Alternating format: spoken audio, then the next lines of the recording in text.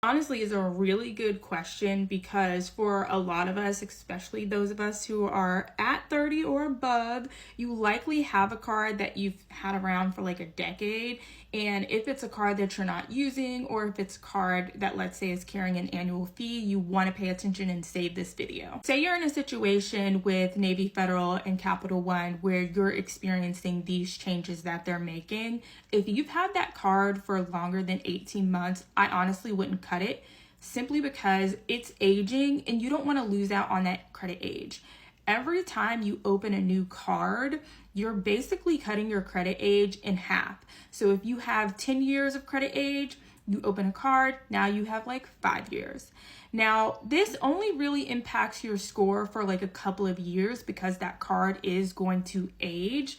But if you're in the process of buying a house or wanting to buy a car, this is not the time to be applying for new credit because you're just going to lose some points for no reason, especially if that reason is to just get another credit card. Now, I did close 2 of my credit cards that I had for a little under 2 years back when I was building up my credit, and I did it a little while after I had gotten my very first Amex credit card.